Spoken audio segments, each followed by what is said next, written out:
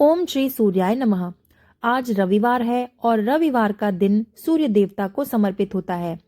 ऐसा माना जाता है कि इस दिन व्रत रखने से सूर्य देव की कृपा मिलती है और जीवन में सुख समृद्धि आती है। इसके साथ ही इससे मानसिक शांति, आत्मविश्वास व शारीरिक लाभ भी मिलते हैं। अगर आपकी कुंडली में कोई दोष है तो इस व्रत को करने से आप इस दोष से भी दूर हो जाते हैं और आपके जीवन में नकारात्मक ऊर्जाएं दूर होती हैं। शत्रुओं से आपको सुरक्षा मिलती है। इसके साथ ही चर्म रोग, नेत्र रोग और कुष्ठ रोग की समस्या भी दूर होती है। इस दिन जो व्रती व्रत रखते हैं उनको एक ही समय का भोजन करना चाहिए। इस दिन नमक का इस्तेमाल नहीं किया जाता है और सूर्यास्त के बाद कभी भी नमक नहीं खाना चाहिए और भोजन भी नहीं करना चाहिए। व्रत के दौरान चावल में दूध और गुड़ मिलाकर खाया जा सकता है। तो आइए अब सुनते हैं रविवार की व्रत कथा। प्राचीन काल की बात है, एक नगर में एक बुढ़िया रहा करती थी। वो रविवार को सूर्योदय से पहले स्नान आदि करके आंगन में गाय के गोबर से उसको लीप कर उसको स्वच्छ करती थी। उसके बाद वो सूर्य देवता को अर्घ्य देकर पूजा आराधना किया करती थी और फिर भोजन तैयार करके सूर्य भगवान को भोग लगाकर फिर स्वयं भोजन करती थी। सूर्य देव उस बुढ़िया से बेहद प्रसन्न थे। उनकी कृपा से उसे किसी भी प्रकार की चिंता और कष्ट नहीं था। धीरे धीरे उसका घर धन धान्य से भरता गया। उस बुढ़िया को खुश देखकर उसकी पड़ोसन उससे जलने लगी। बुढ़िया के पास गाय नहीं थी, इसलिए रविवार को घर लीपने के लिए वो पड़ोसन के आंगन में बंधी गाय का गोबर ले आती थी। पड़ोसन ने ईर्ष्या में आकर अपनी गाय को घर के अंदर बांधना शुरू कर दिया, जिस कारण बुढ़िया रविवार को उसको गोबर नहीं मिला और बुढ़िया अपना आंगन भी नहीं लीप सकी। आंगन न लीप पाने के कारण उसने ना ही भोजन बनाया और ना ही सूर्य देव को भोग लगाया और स्वयं भी भोजन नहीं किया।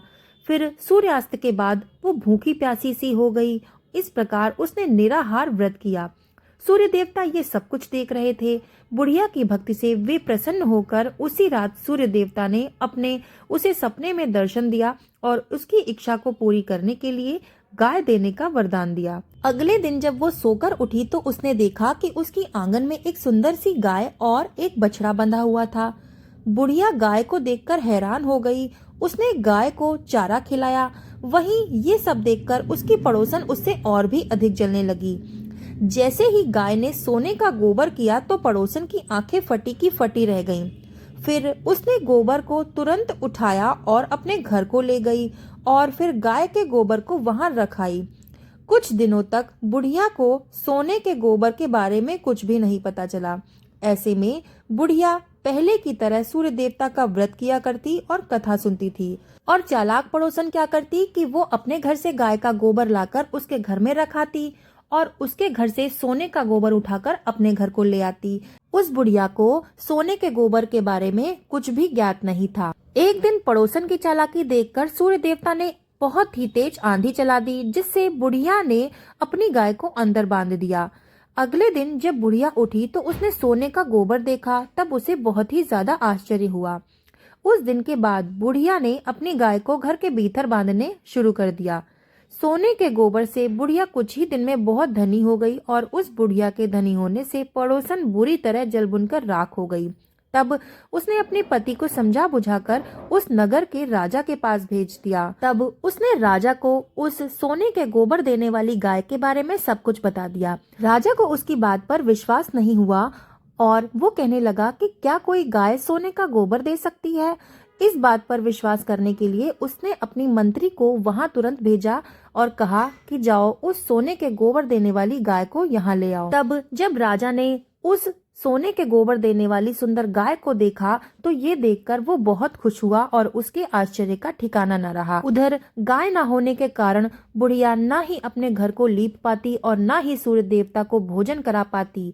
इससे वो बहुत दुखी रहने लगी और भूखी प्यासी बुढ़िया इस तरह से भगवान सूर्य देवता की प्रार्थना करने लगी। उसी रात भगवान सूर्य देवता ने राजा को स्वप्न में कहा कि हे राजन, बुढ़िया की गाय व बछड़ा तुरंत ही लौटा दो, नहीं तो तुम पर विपत्तियों का पहाड़ टूट पड़ेगा और तुम्हारा महल भी नष्ट हो जाएगा। सूर्य भगवान के स्वप्न से बुरी तरह से प्रभावित होकर राजा ने प्रातःकाल उठते ही गाय और बछड़ा बुढ़िया को लौटा दिया। राजा ने बहुत सारा धन देकर बुढ़िया से अपनी गलती की क्षमा मांगी और राजा ने उस पड़ोसन और उसके पति को उनकी इस दुष्टता के कारण दंड भी दिया।